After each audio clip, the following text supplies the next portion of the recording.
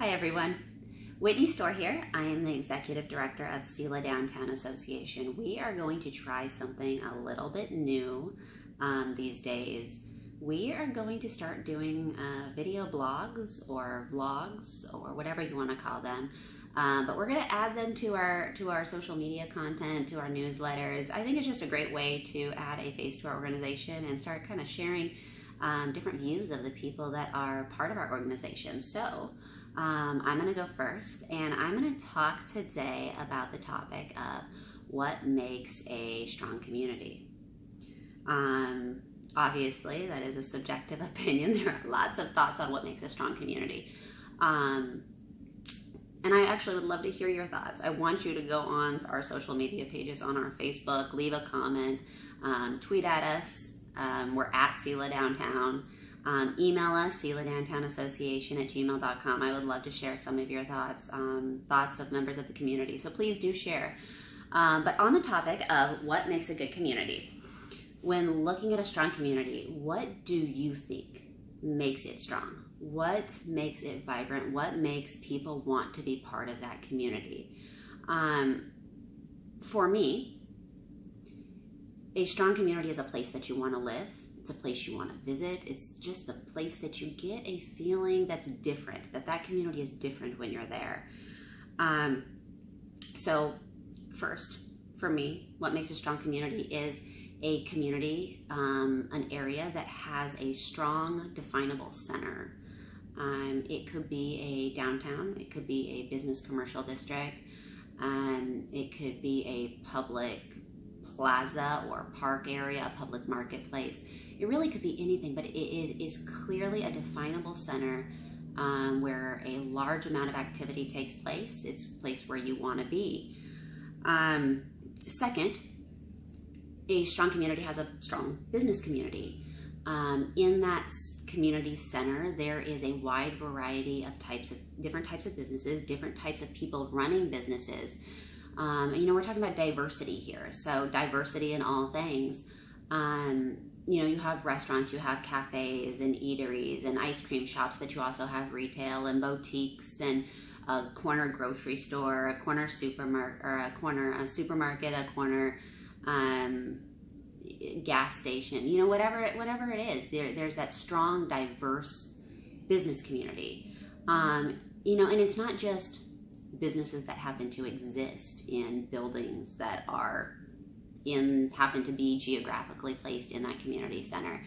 We're talking about businesses that have beautiful facades where the business owners are an integral part of the fabric of the community. They want to play an important role in the community. They're the ones that you see out there planting flowers and hanging pots and watering their landscape and their shrubbery in front of their business. They take the time to put up good storefront designs, and they are in themselves community leaders. And then you also have building owners who put a lot of care into the community themselves, and they clearly value being part of the community, even though they're not technically the business owners that are there on a day-to-day basis, but they still nevertheless take the time to maintain and upkeep their buildings and to put efforts into beautifying their buildings and improving them when necessary on a pretty frequent basis. And they also provide fair lease terms and rental agreements to those small business owners that are coming in to fill the space in those buildings. I think third, it's a really important part. So you have the businesses on one side, but then you have the people. You need the people, the community residents who are not business owners. A strong community has people that want to be in the community center. People want to spend time there. People want to take to the streets because the streets are exciting. They feel comfortable bringing their kids downtown or to that community center, whatever it may be. They want to shop local. They want to spend time in the businesses. They may even know a lot of the business owners because both the community members and the business owners are out and active in the community. They're engaged. The whole community is engaged. And part of bringing people to that community center is not just that people want to be there, it's that people feel safe. And so you can't have a lot of people on the streets if the streets themselves aren't safe. If you allow a lot of vehicle traffic that drives way too fast through the community center, how would you feel comfortable allowing your kids to walk down the sidewalk or cross a street if traffic goes by at 40 miles an hour and it's just continuous throughout the time and it's just not safe? You can't have it. And so a strong community to me means, yes, traffic, vehicles, there's always going to be there, but a safe flow of traffic that prioritizes pedestrians and people actually being on the street. It prioritizes people over cars that are just passing through. And lastly, a strong community has strong community leaders. And I'm not talking about elected officials and city staff members who rule with this top-down micromanagement style. I'm talking about strong community leaders that have vision and are forward-looking, are part of the community, are engaged, and are democratic. They bring people together and they value diverse perspectives, and they want to unify people and get them all looking forward in the right direction. And sure, not everyone's going to agree on everything, and that's fine. Of course they won't.